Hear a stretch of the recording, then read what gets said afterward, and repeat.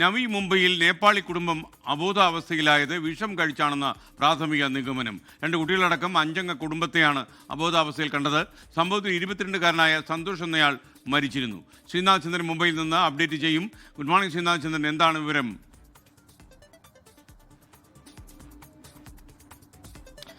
SKN വ്യാഴാഴ്ച രാവിലെയാണ് ഈ 5 അംഗ കുടുംബത്തെ അബോധാവസ്ഥയിൽ കണ്ടെത്തുന്നത്. വിളിച്ചിട്ട് വാതിൽ തുറക്കാതെ വന്നതോടെയാണ് അയൽവാസികൾ പോലീസിന് വിവരം അറിയിക്കുകയും പിന്നീട് പോലീസ് എത്തി വാതിൽ പൊളിച്ച് അകത്ത് കടന്ന് പരിശോധിച്ചപ്പോഴാണ് ഇവർ അബോധാവസ്ഥയിൽ കിടക്കുന്നത് കാണുന്നത്.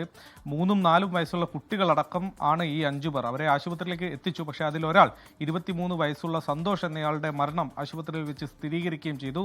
മറ്റുള്ളവർ ഇപ്പോൾ ചികിത്സ ഏതാണ്ട് മെച്ചപ്പെട്ട് അവരുടെ ആരോഗ്യം മെച്ചപ്പെട്ട് വരുന്നുണ്ട്. പോലീസിന് ഇന്നലെ വൈകിട്ടോടെ മൊഴി നൽകുകയും ചെയ്തിരുന്നു. ഇന്നലെ രാവിലെ നമ്മൾ ഈ പ്രദേശത്ത് പോവുകയും ഈ വീട്ടിൽ പോവുകയും സമീപവാസികളോടൊക്കെ തന്നെ സംസാരിച്ചിരുന്നു. ഈ കുടുംബത്തിന് വലിയ സാമ്പത്തിക ബാധ്യത ഉണ്ടായിരുന്നു എന്ന് സമീപവാസികൾ ഇന്നലെ നമ്മളോട് പറഞ്ഞതാണ്. ഈ 2 പേർക്ക് 2 സഹോദരങ്ങളാണ്, സന്തോഷും രമേശും. രമേശിന്റെ ഭാര്യയും 2 കുട്ടികളുമാണ് ഇവിടെ ഉണ്ടായിരുന്നത്. സന്തോഷിനും രമേശിനും ജോലി നഷ്ടമായിരുന്നു എന്നത് ഈ അയൽവാസികളൊക്കെ തന്നെ പറയുന്നുണ്ട്. നേപ്പാളിൽ നിന്ന് കുടിയേറി വന്ന കുടുംബമാണ്.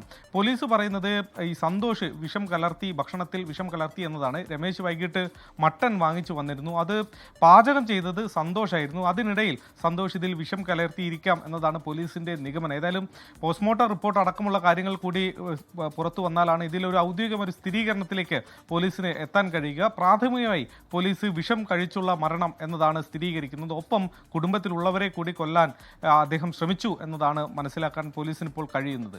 SKN ലോകത്തെവിടെയായാലും ഏത് സമയത്തും 24 വാർത്തകളും ഓഗ്മെന്റഡ് റിയാലിറ്റി പാക്കേജുകളും എക്സ്പ്ലെയിനറുകളും വിശദമായി കാണാൻ ഞങ്ങളുടെ യൂട്യൂബ് ചാനൽ നിങ്ങൾക്ക് സബ്സ്ക്രൈബ് ചെയ്യാം.